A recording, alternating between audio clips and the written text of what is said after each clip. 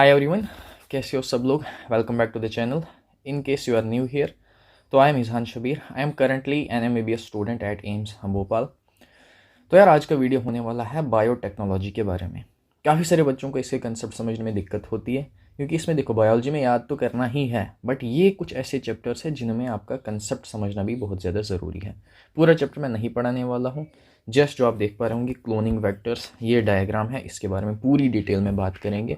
क्या ट्रांसफॉर्मेंट होता है, क्या रिकॉम्बिनेंट होता है, कैसे हम रिकॉम्बिनेंट को नॉन रिकॉम्बिनेंट से अलग करते हैं, कैसे हम पहचानते हैं कि ट्रांसफॉर्मेंट है या नहीं है। अगर आपको इन क्वेश्चंस के आंसर आते हैं तो you can skip this video, इसमें इसी के बारे में बात होने वाली है। और अगर आपको थोड़ा सा भी डाउट है तो स्टे टिल द एंड, आपके सारे डाउट्स इस वीडियो के एंड तक क्लियर हो जाएंगे, I can assure you that. और एक सजेशन, इस वीडियो को बिल्कुल भी स्किप नहीं करना है। अगर देख रहे हो तो एंड तक देखना, और आता है तो यू कैन स्किप दैट। बाकी अपनी NCERT साथ में रखो, बिना NCERT के पूरा हवा में चीज़ें उड़ जाएंगी। NCERT साथ में रखो, और वीडियो के साथ साथ में आप NCERT पढ़ सकते हो, और एल्स वीडियो खत्म होने के बाद इमीडिएटली आपको NCERT पढ़नी है। सारी चीज़ें समझ आएंगी, इसके रिलेटेड सारे क्वेश्चन सॉल्व हो जाएंगे। So without any further edu, let's start today's topic, which is cloning vectors. क्या होते हैं क्लोनिंग वेक्टर्स? देखो, what do you mean by cloning? किसी भी एक चीज़ की बहुत सारी कॉपीज बनाना, इसी को कहते हैं cloning. What is a vector? ये फिजिक्स वाला वेक्टर नहीं है। वेक्टर का मतलब है सिंपली एक गाड़ी जो आपके काम की चीज़ को एक जगह से लेकर दूसरी चीज़ में लेकर जाएगी, ठीक है, उसको कहेंगे वेक्टर। अभी देखो बायोटेक्नोलॉजी हम पढ़ क्यों रहे हैं, क्या काम है इसका? बेसिकली यहाँ पर हम जेनेटिक्स के लेवल पर खेल रहे हैं चीज़ों के साथ, अपने अकॉर्डिंग चीज़ों को मैनिपुलेट कर रहे हैं, मॉडिफाई कर रहे हैं फॉर बेनिफिट, ठीक है। डायबिटीज़ पता है कितनी कॉमन है? अभी हो सकता है आपकी फैमिली में किसी को हो, या नहीं हो तो आपके रिलेटिव्स में कहीं भी आपको पता होगा कि ठीक है डायबिटीज़ का केस है। उसमें क्या होता है, इंसुलिन की कमी होती है, इंसुलिन हमें चाहिए। अब दुनिया में इतने लाखों करोड़ों डायबिटीज़ के केसेस हैं, इतना इंसुलिन कहाँ से लाएंगे? बॉडी में तो इंसुलिन बनता है अपनी रिक्वायरमेंट के लिए। तो इनिशियली हम किसी दूसरे एनिमल से इंसुलिन ले लेते थे, बट उसमें एलर्जी के चांसेस थे। तो जेनेटिक इंजीनियरिंग ने क्या कहा कि भैया इंसुलिन है आपका प्रोटीन। प्रोटीन कैसे बनता है? DNA से बनता है RNA, RNA से बनता है प्रोटीन।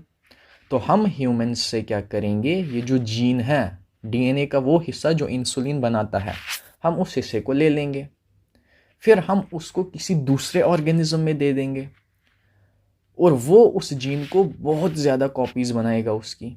अब जितनी ज़्यादा जीन की कॉपीज़, उतना ज़्यादा उस जीन से RNA बनेगा, उतना ज़्यादा प्रोटीन बनेगा, मतलब उतना ज़्यादा इंसुलिन बनेगा, और उस ऑर्गेनिज्म से फिर हम वो इंसुलिन ले लेंगे, और जितने भी डायबिटीज़ पेशेंट्स हैं उनमें वो इंसुलिन दे देंगे। ये ब्रॉडली जेनेटिक इंजीनियरिंग का यूज़ है, ठीक है। अब हम हमारे से वो जीन क्यों निकाल रहे हैं, किसी और में क्यों दे रहे हैं? या तो आपको बैक्टीरिया के अंदर डाल रहे होंगे, या बैक्टीरियोफाज में बोले तो वायरस के अंदर डाल रहे होंगे। ऐसा क्यों? क्योंकि बैक्टीरिया में एक प्लाज्मिड नाम की चीज़ होती है, और वो पागलों की तरह रेप्लिकेट करती है। हंड्रेड्स थाउजेंड्स ऑफ कॉपीज़ बन जाती है प्लाज्मिड के। तो अगर हम उस प्लाज्मिड में अपने काम का जीन डाल दें, जिसको कि हम एलियन जीन कहेंगे, क्योंकि वो बैक्टीरिया का अपना नहीं है, वो हम दे रहे हैं उसको, तो वो जीन अगर किसी तरीके से प्लाज्मिड में चला जाए, तो प्लाज्मिड की अगर हज़ारों कॉपी बन गई, सोचो हमारे उस जीन की भी तो हज़ारों कॉपी बन गई, और हमें कितना ज़्यादा प्रोडक्ट मिलेगा। इसलिए हम उस प्लाज्मिड को एज ए वेक्टर यूज़ करेंगे। या कोई वायरस है, वायरस अगर किसी सेल के अंदर जाता है, वो वायरस भी पागलों की तरह रेप्लिकेट करता है, बहुत ज़्यादा कॉपीज़ बनाता है अपनी। तो अगर वायरस के उस जीनोम में हम अपना DNA डाल दें, तो सोचो कितनी ज़्यादा कॉपीज़ बनेंगी, कितना हमें प्रोडक्ट मिलेगा।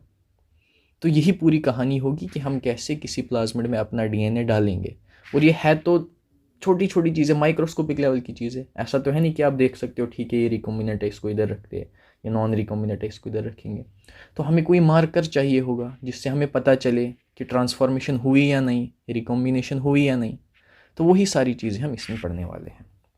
Let's start cloning vectors.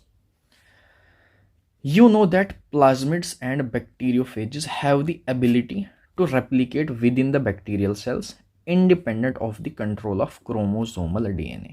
पहली ही बारी लाइन समझो इसको। What is a plasmid and what is a bacteriophage? Plasmid क्या होता है? देखो, ये अगर आपके पास एक बैक्टीरिया है, ठीक है, बैक्टीरिया के पास अपना जीनोम होता है, अपने कुछ क्रोमोसोम्स होते हैं, मान लो ये है। इसके साथ साथ बैक्टीरिया में एक एडिशनल जीनोम होता है जिसको हम कहते हैं plasmid.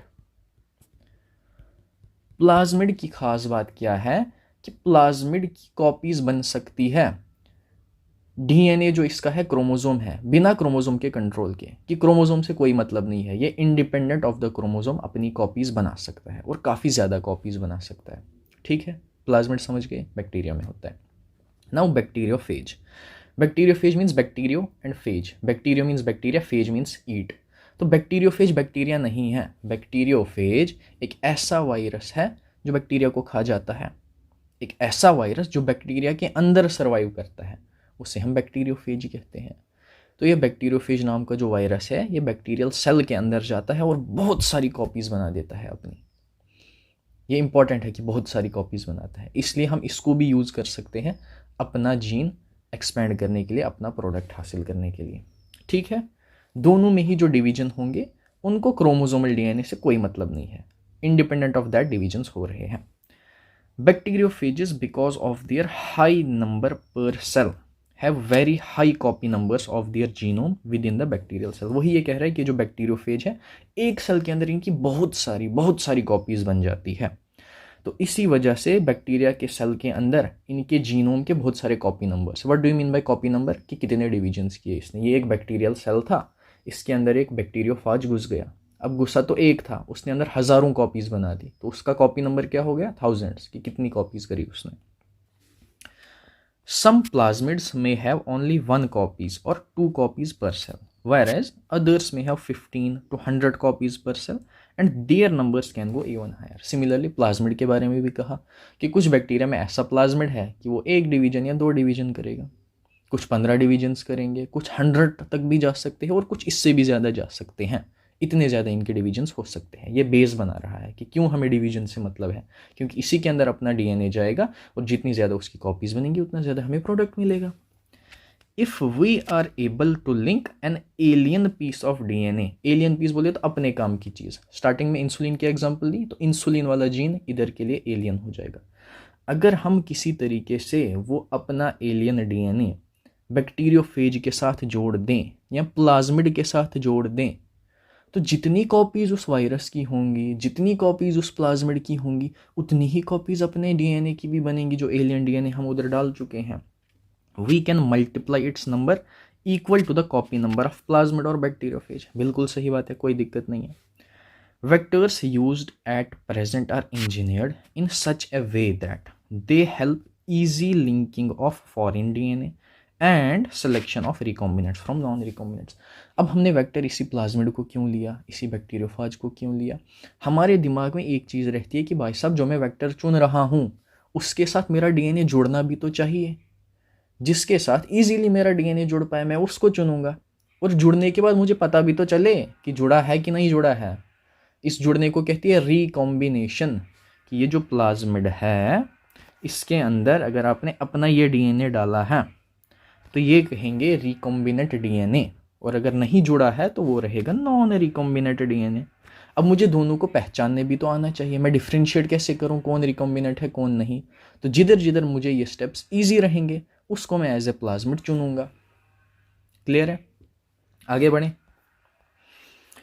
Following are the features that are required to facilitate cloning into a vector. किसी भी वेक्टर में अगर मल्टीपल कॉपीज बननी है तो कुछ चीज़ें उसके पास होनी चाहिए।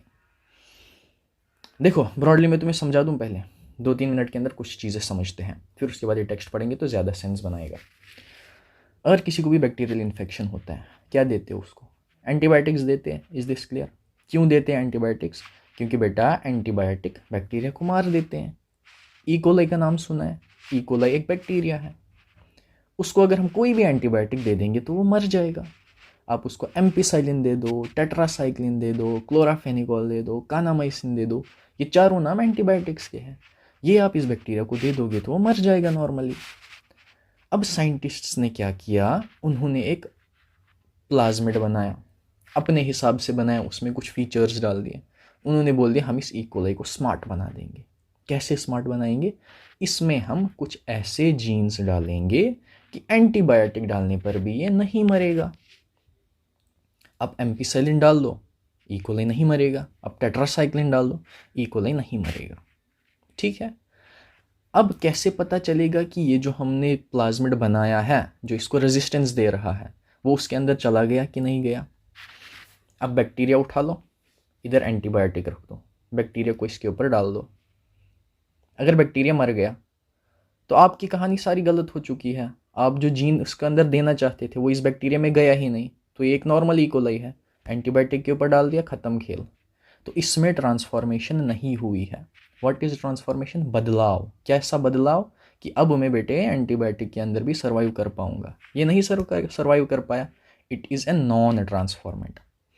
कुछ बैक्टीरिया में अगर वो प्लाज्मिड अंदर चला गया था, अगर वो रेजिस्टेंस दे रहा था, अगर वो अंदर चला गया तो इट मीन्स ना तो वो एम्पिसिलिन से मरेगा, ना तो वो टेट्रासाइक्लिन से मरेगा। फिर से ले लो, एक प्लेट ले लो, एम्पिसिलिन है, टेट्रासाइक्लिन, दोनों एंटीबायोटिक्स रखी हुई है। अब इस बैक्टीरिया को इसके ऊपर डाल दो, अरे ये तो मरा ही नहीं, ये तो ग्रो कर रहा है इधर, इसका मतलब ये तो स्मार्ट इकोलाई है। कैसे स्मार्ट बन गया? इसके अंदर वो प्लाज्मिड आ चुका है, तो ये ट्रांसफॉर्म हो चुका है। This is transformant E coli. फिर रिकॉम्बिनेंट कौन सा है और कौन सा नहीं है? अब मान लो 2 एंटीबायोटिक्स पहले तो जिंदा रह रहा था, इसके अंदर वो जीन्स है जो इसको एंटीबायोटिक से बचा रहे हैं। मान लो मैं अपना फॉरेन डीएनए, इंसुलिन वाला जीन मैं इसके अंदर डाल दूं। कहाँ पर डालूंगा? उसी सेगमेंट में डालूंगा जहाँ से इसको एंटीबायोटिक से रेजिस्टेंस मिल रही थी, 2 एंटीबायोटिक से बचा हुआ था। मान लो ये जो जीन है, यहाँ पर इसको एक एंटीबायोटिक के खिलाफ रेजिस्टेंस मिल रही थी, मैंने अपना जीन यहीं पर डाल दिया। मेरा जीन अगर इधर चला गया तो इसने एंटीबायोटिक वाले जीन को ख़राब कर दिया। अब ये अगर एम्पिसाइलिन वाला एंटीबायोटिक था, तो जब मैं इसको इस प्लेट पर डालूंगा ये एम्पिसाइलिन से नहीं बच पाएगा, ये मर जाएगा, क्योंकि उस जीन को मैंने ख़राब कर दिया अपना जीन डालकर। तो इसका मतलब इसमें रिकॉम्बिनेशन हुई है, इसने रिकॉम्बिनेशन करी। रिकॉम्बिनेशन क्या हुआ कि अपना डीएनए तो था ही था, फॉरेन डीएनए इसके साथ कंबाइन हुआ, ये रिकॉम्बिनेंट डीएनए बन गया। तो इस तरीके से हम पहचानेंगे कौन रिकॉम्बिनेंट है, कौन रिकॉम्बिनेंट नहीं है, क्योंकि हमें रिकॉम्बिनेंट ही चाहिए। रिकॉम्बिनेंट मतलब जिसमें हमारे फॉरेन डीएनए गया हुआ है, उसी को हम सेलेक्ट करेंगे, उसकी कॉपीज हम बढ़ाते चले जाएंगे और हमें बहुत सारा इंसुलिन मिलेगा। क्लियर? अच्छे से समझ आया? चलो अब देखते हैं एनसीईआरटी। क्या क्या प्रॉपर्टीज़ होनी चाहिए एक प्लाज्मिड के पास या एक वेक्टर के पास? वेक्टर के पास ओरिजिन ऑफ रेप्लिकेशन होना चाहिए। What is origin of replication? DNA से डीएनए बनेगा तो उसको कहते हैं रेप्लिकेशन। तो एक पॉइंट होता है जहाँ से रेप्लिकेशन शुरू होती है। बैक्टीरिया के पास ऐसे बहुत सारे पॉइंट्स होते हैं, एक पॉइंट होता है जहाँ से रेप्लिकेशन शुरू होती है। तो वो पॉइंट होना चाहिए एक प्लाज्मिड के पास, एक क्लोनिंग वेक्टर के पास। व्हाट इज़ ओरी? नहीं, यूट्यूब वाला ओरी नहीं है, जेनेटिक्स वाला ओरी है। This is a sequence from where replication starts. वो सीक्वेंस हो सकता है AAT हो, GTT हो, कोई भी सीक्वेंस जहाँ से रेप्लिकेशन शुरू होती है उसको ओरी कहते हैं। And any piece of DNA when linked to this sequence can be made to replicate within the host cells. अब होस्ट सेल के अंदर अगर कोई भी डीएनए, बाहर का डीएनए अगर आपने लिंक करा दिया इस ओरी के साथ, तो जैसे ही रेप्लिकेशन होगी आपके उस पार्ट की भी रेप्लिकेशन होगी। कंडीशन क्या है? इसको लिंक करा दो ओरी के साथ। This sequence is also responsible for controlling the copy number of linked DNA. Direct question पूछ सकते हैं, ओरी का क्या रोल है? ओरी ही डिसाइड करेगा कि इस प्लाज्मिड की कितनी कॉपीज़ बनेंगी। याद करो मैंने स्टार्टिंग में क्या कहा था, हो सकता है किसी की 1 कॉपीज़ बने, 2 कॉपी, 15 कॉपी, 100 कॉपी, उससे ज़्यादा कॉपी। कौन डिसाइड करेगा कितनी कॉपीज़ बनेंगी? ओरी का भी उसमें रोल है। It is also responsible for controlling the copy number of linked DNA. जितनी कॉपीज़ प्लाज्मिड की बनेंगी उतनी आपकी उस एलियन डीएनए की भी बनेंगी जो आपने लिंक कराया उसके साथ। So if one wants to recover many copies of the target DNA, it should be cloned in a vector whose origin supports high copy number. अगर आप चाहते हैं मुझे 1000 कॉपी मिले अपने डीएनए की, तो बेटे ऐसा प्लाज्मिड चुनो जो 1000 कॉपी बनाता हो अपनी, जिसका ऐसा ओरी हो जो कहता हो कि 1000 कॉपीज़ बनाओ। As simple as that. आपको ज़्यादा इंसुलिन चाहिए तो कोई ऐसा प्लाज्मिड ले लो जो बहुत सारी कॉपीज़ बनाता है और उसमें अपना वो इंसुलिन वाला जीन डाल दो। क्लियर? सेकेंड पॉइंट पर चले, सेलेक्टेबल मार्कर। सेलेक्टेबल मार्कर मतलब कोई ऐसी निशानी जो हमें बताए कि ट्रांसफॉर्मेशन हुई कि नहीं हुई। कैसे पता चलेगा? जो मैंने अभी एग्जांपल दे दी, बेटे एंटीबायोटिक का प्लेट ले लो, एंटीबायोटिक्स पर डाल दो उस बैक्टीरिया को, अगर वो मर रहा है तो नॉर्मल है, वो स्मार्ट नहीं है, उसमें ट्रांसफॉर्मेशन नहीं हुई है। अगर वो दोनों मीडिया पर ग्रो कर रहा है तो वो स्मार्ट बन चुका है, उसके अंदर हमारा प्लाज्मिड जा चुका है, दैट विल बी ट्रांसफॉर्मेंट। तो इस इधर क्या है, ये जो एंटीबायोटिक रेजिस्टेंस जीन है जो एंटीबायोटिक से उसको बचा रहे हैं, they are acting as selectable markers. In addition to the ORI, vector requires a selectable marker which helps in identifying and eliminating non-transformants. क्या कह रहा है, ओरी के साथ साथ एक सिलेक्टेबल मार्कर चाहिए। सिलेक्टेबल मार्कर का क्या काम है, जो आपको बताए ट्रांसफॉर्मेंट कौन है, नॉन ट्रांसफॉर्मेंट कौन है। फिर क्या करोगे आप ये जान के, अरे भैया जो ट्रांसफॉर्म हुआ ही नहीं वो उसको हमें ग्रो क्यों कराना है, नॉर्मल इकोलाई से हमें कोई मतलब नहीं है, हटाओ इसको। जो ट्रांसफॉर्म हुए जिनके अंदर वो अपना प्लाज्मिड गया, हमें उन्हीं को ग्रो कराना है ताकि आगे हम देखें उनमें से रिकॉम्बिनेशन किस में हुई है। नॉन ट्रांसफॉर्मेंट्स को एलिमिनेट करना है, ट्रांसफॉर्मेंट्स को आगे ग्रो कराना है। ये काम कौन कर रहे हैं, antibiotic resistance genes. Transformation is a procedure through which a piece of DNA is introduced into the host bacteria. ठीक है, ट्रांसफॉर्मेशन एक ऐसी प्रोसेस है जिसके अंदर आप किसी भी बैक्टीरिया के अंदर अपना एक डिजायर्ड सेगमेंट ऑफ डीएनए डालते हो। आगे पर डिटेल में आएगा, किसी और वीडियो में देखेंगे। Normally, the genes encoding resistance to antibiotics, such as ampicillin, chloramphenicol, tetracycline, kanamycin, they are considered useful selectable markers. क्योंकि जैसा मैंने कहा ये माइक्रोस्कोप लेवल की चीज़ें हैं, नेक्ड आई से हमें कुछ भी नहीं दिख रहा है, तो हम यही एंटीबायोटिक्स लेंगे और कुछ जीन्स लेंगे कि ये जो जीन है ये आपको एंटीबायोटिक रेजिस्टेंस देंगे। फिर हम बैक्टीरिया को एंटीबायोटिक में उगाएंगे, वो उग रहा है तो ट्रांसफॉर्मेंट है, नहीं उगा नॉन ट्रांसफॉर्मेंट है। Normal E. coli does not carry resistance against any of these antibiotics. Normal E. coli smart नहीं है, चारों एंटीबायोटिक्स से वो मर जाएगा। Smart E. coli मतलब उसमें ट्रांसफॉर्मेशन हुई है, वो इन एंटीबायोटिक्स के ऊपर जिंदा रह पाएगा। क्लियर है। थर्ड पॉइंट क्या है, cloning site. In order to link the alien DNA, vector needs to have very few, preferably single recognition site for the commonly used restriction enzymes। देखो restriction enzyme क्या होते हैं, restriction enzyme molecular scissors है, वो एक कैंची है जो एक पर्टिकुलर सीक्वेंस पर ही कट लगाएगी। एक एंजाइम है वो कहता है जहाँ पर मुझे GAATTC मिलेगा मैं वहीं पर कट लगाऊंगा। दूसरा एंजाइम भी कहता है जहाँ पर मुझे ABCD just as an example मिलेगा मैं वहाँ पर कट लगाऊंगा। अब ये कहता है कि हमारा वेक्टर कैसा होना चाहिए, हमारा ऐसा वेक्टर होना चाहिए कि जो मैं एंजाइम यूज़ कर रहा हूँ मॉलिक्यूलर सीजर, उसके लिए प्रेफरेबली एक सीक्वेंस या एक या दो सीक्वेंस होनी चाहिए। देखो समझो, ये प्लाज्मिड है, ठीक है, इसके अंदर मान लो GAATTC, मैं एक एंजाइम यूज़ कर रहा हूँ, रेस्ट्रिक्शन एंजाइम, ठीक है। ये एंजाइम कहता है जहाँ मुझे ये सीक्वेंस दिखेगा GATTC मैं वहाँ पर कट लगाऊंगा। अब अगर मैंने ऐसा प्लाज्मिड लिया जहाँ इधर भी GATTC है, यहाँ पर भी GATTC है, इधर पे भी GATTC है, तो इसका क्या मतलब है, ये एंजाइम यहाँ पर भी कट लगाएगा, इधर भी कट लगाएगा, इधर भी कट लगाएगा। तो इसने तो प्लाज्मिड में बहुत सारे कट्स लगा दिए, बाद में जब हमें सिलेक्शन करनी होगी उसमें डिफ़िकल्टी आएगी। तभी हम चाहते हैं प्लाज्मिड के अंदर ये GATTC बस एक होना चाहिए ताकि एक जगह पर कट लगे और उस जगह पर अपना काम वाला डीएनए जुड़ पाए, चीज़ों को ईजी रखने के लिए। समझ गए इस लाइन का मतलब। In order to link the alien DNA, vector needs to have very few sites, preferably only one recognition site. किस चीज़ के लिए, जो हम कॉमनली एंजाइम्स यूज़ करते हैं। अगर एक ही वो सीक्वेंस होगा जहाँ पर बैक्टीरिया कट लगाएगा तो वहीं पर हमारा काम का डीएनए जुड़ेगा एंड हमारे लिए चीज़ें आसान रहेंगी। Is this clear. Presence of more than one recognition sites with in the vector will generate several fragment. जैसे कि मैंने कहा बहुत सारे टुकड़े हो जाएंगे और क्लोनिंग में कॉम्प्लिकेशन पैदा होगी, हम नहीं चाहते हैं वो। The ligation of alien DNA is carried out at a restriction site present in one of the two antibiotic resistance genes. Ligation मतलब जोड़ना। एलियन डीएनए, इंसुलिन वाला डीएनए हम उस जगह पर जोड़ेंगे जिस हिस्से में जो डीएनए है वो किसी एंटीबायोटिक के लिए रेजिस्टेंस दे रहा है। मैंने कहा ना आपको, स्मार्ट ई कोली कौन था, जिसके अंदर अपना प्लाज्मिड था जो उसको एम्पिसिलिन के लिए रेजिस्टेंस दे रहा था, टेट्रासाइक्लिन के लिए रेजिस्टेंस दे रहा था। इन्हीं दो जगह में से कहीं पर हमें अपना डीएनए डालना है। क्यों डालेंगे? क्योंकि जब अपना डीएनए वहाँ पर जुड़ेगा तो वो ओरिजिनल डीएनए को ख़राब कर देगा। अगर वो एम्पिसाइलिन की जगह जुड़ गया तो अब आपको एम्पिसाइलिन के खिलाफ रेजिस्टेंस नहीं मिलेगी।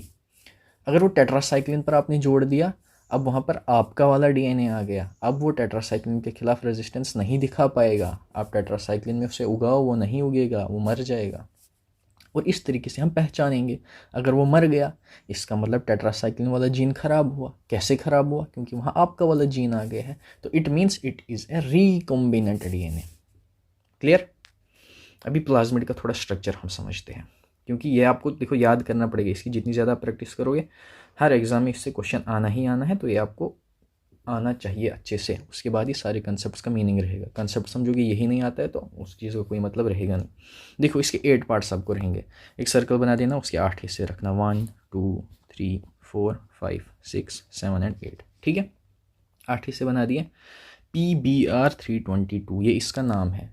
ये स्मार्ट इकोलाई के अंदर डाला गया है। ये हमने अपने हिसाब से बनाया है, प्लाज्मिड है। PBR क्यों कहा गया है?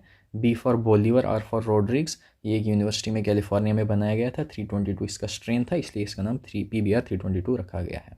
ओके, अब इसमें क्या क्या किया गया है देखो। अंदर देखो AMP और capital R, TET capital R। इसका मतलब क्या है? AMP ampicillin, R means resistance. तो इस हिस्से पर हमने वो जीन डाला है जिससे एम्पिसिलिन के खिलाफ बैक्टीरिया में रेजिस्टेंस है। टेट R मतलब ये वो जीन है जो बैक्टीरिया को टेट्रासाइक्लिन के खिलाफ रेजिस्टेंस दे रहा है। बाकी क्या है? पॉइंट नंबर 1 पे देखो 3 चीज़ें आपको मिलेंगी। Eco R1, क्ला1, Hind 3। हिंद 1 नहीं है, हिंद 2 नहीं है, हिंद 3 है। 3 बस एक ही है इस डायग्राम में, हिंद 3। और 2 भी बस एक ही जगह पर मिलेगा आपको, PVU2। बाकी जो भी है वो 1 मिलेंगे आपको।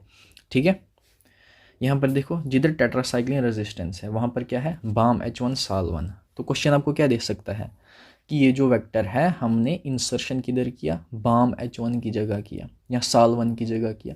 तो आपको याद होना चाहिए बच्चों कि जिधर बाम H1 और जिधर साल 1 लगा है उसी हिस्से में हमें टेट्रासाइक्लिन के लिए रेजिस्टेंस थी। तो जब बाम H1 गया या साल H1 गया तो ऑटोमेटिकली टेट्रासाइक्लिन वाली रेजिस्टेंस चली गई। अब बैक्टीरिया टेट्रासाइक्लिन से मर जाएगा, ये आपको याद होना चाहिए।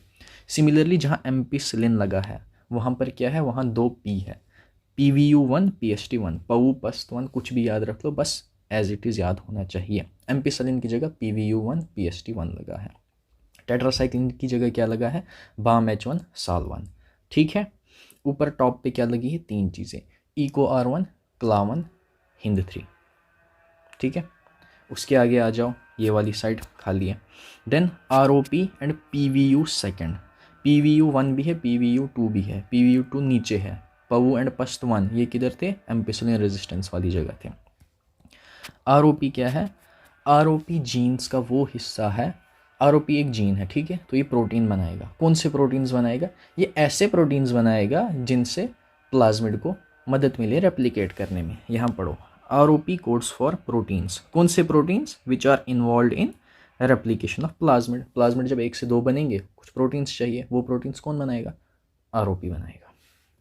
देन एक और जगह खाली है, फिर आपके पास क्या है? ओरी। ओरी याद है ना, स्टार्टिंग में पढ़ा था।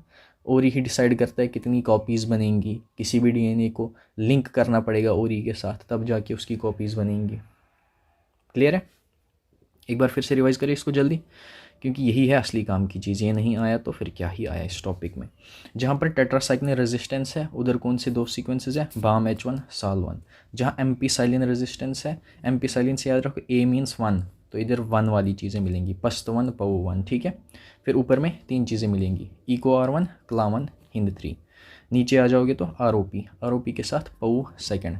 ROP के इधर भी खाली जगह, उधर भी खाली जगह। फिर एक स्टेप इधर चले जाओ तो ओरी मिलेगा। Is this clear? ये पढ़ो, this is E coli cloning vector जो हमने बनाया है, PBR322। It has restriction sites. कौन सी है? एक ही 2 दिया हुआ है, एक ही 3 है, बाकी सारे 1 है। 3 कौन सा है? हिंद 3। 2 कौन सा है? पऊ 2। बाकी सारे इको R1, बाम H1, साल 1, क्ला1, PST1। ठीक है। और साथ ही में और ही है एंटीबायोटिक रेजिस्टेंस जीन्स। कौन से जीन्स है? 2 है, एम्पिसिलिन रेजिस्टेंस, टेट्रासाइक्लिन रेजिस्टेंस। फिर आरओपी की कहानी बताई है, क्या करता है, उन प्रोटीन्स के लिए कोड करता है जो रेप्लिकेशन के लिए मदद देते हैं प्लाज्मिड को। Is this clear? यस और नो? नीचे बताओ कमेंट्स में। अब बढ़ाते हैं आगे कहानी। For example, you can ligate a foreign DNA at BAM-H1 site.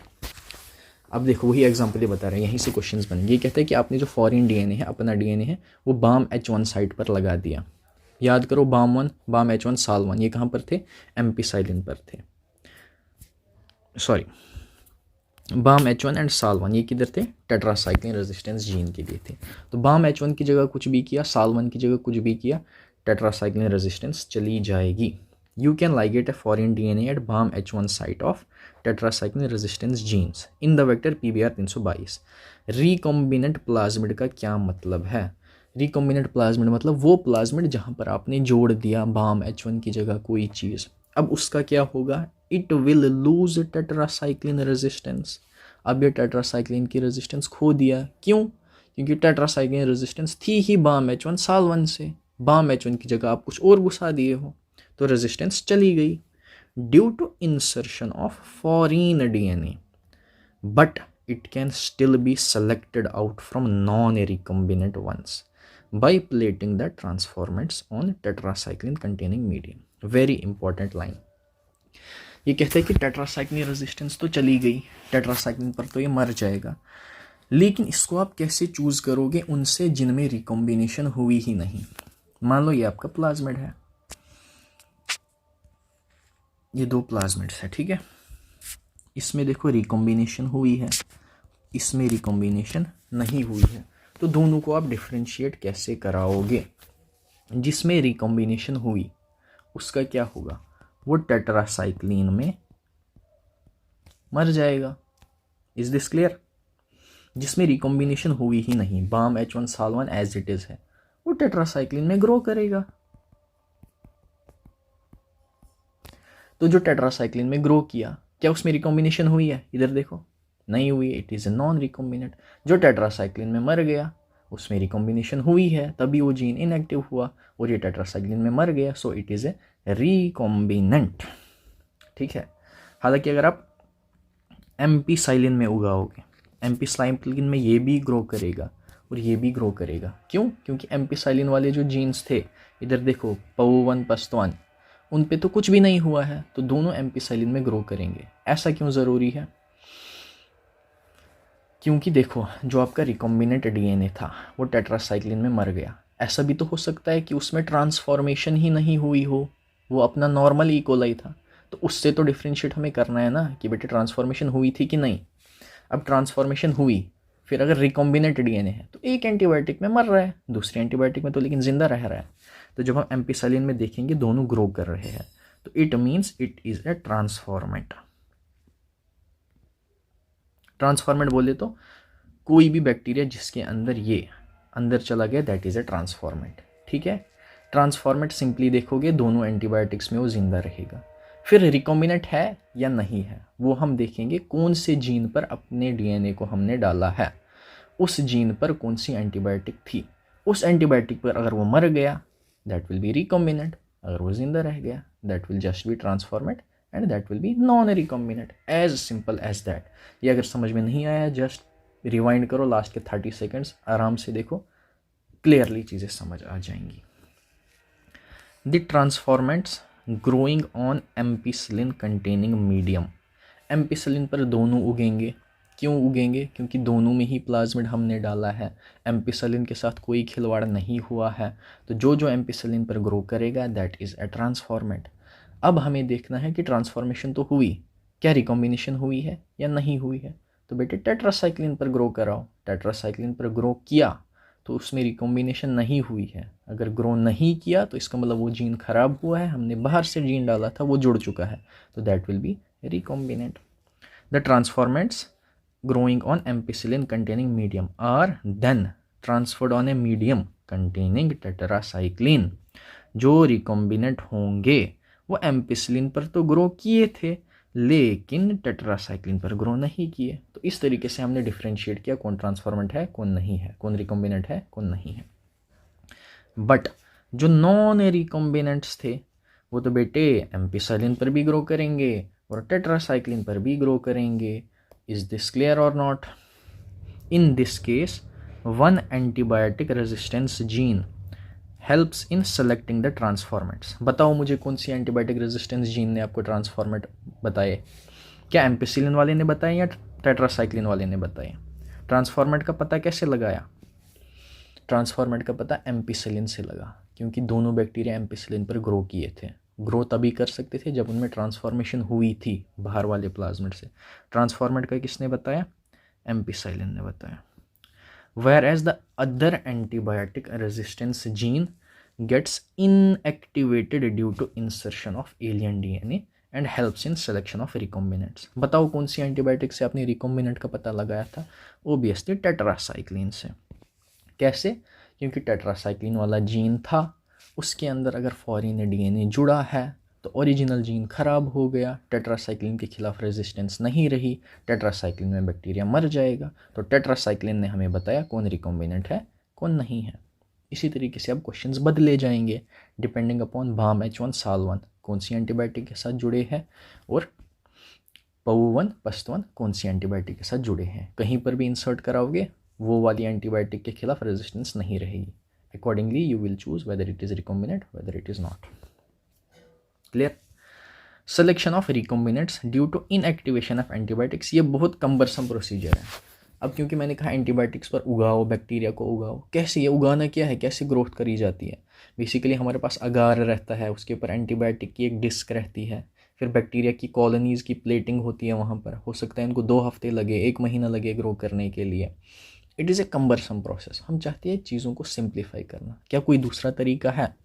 Yes. दूसरा तरीका क्या हो सकता है बच्चों?